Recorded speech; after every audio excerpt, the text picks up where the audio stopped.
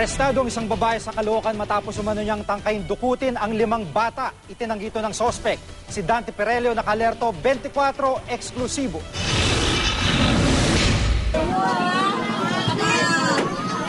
Halos dumugi ng mga nanggagaliting magulang at kabarangay ng 5 minor de edad ang 22 anyos na babaeng ito na kanila lamang nakilala sa isang computer shop. Matapos umano niyang tangkaing dukutin ng mga bata kahapon sa Barangay 78 Zone 7, Caloocan City. Nag-computer po siya. Mag-computer po ako. Sabi niya po, mag-delivery niya na po kami. Pumunta po kami ng Victoria Mall. Inatak ako tapos pinilit ako.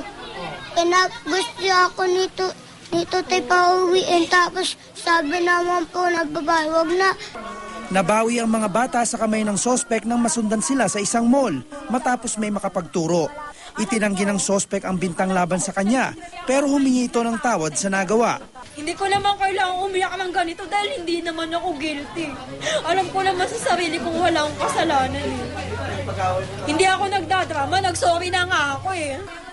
Nakatawag pansin naman ang biglang pag-iiba ng ikinikilos nito. Na mental hospital po ako, na-depress po ako, namatay lolo ko, niloko ako. Pero duda ang mga magulang ng bata kung talagang may kapansanan nito sa pag-iisip. Posible daw kasing nagkukunwari lamang daw ito bilang palusot. Ngayon nung nakita namin, gusto na lang namin kausapin kung bakit niya gusto ganong ginawa niya sa mga bata. Pero sabi ng pulisya, tuloy pa rin ang kasong abduction laban sa sospek. Sa amin pong assessment, parang ganun po. Pero ang fiscal pa rin po ang mag-determine in the end.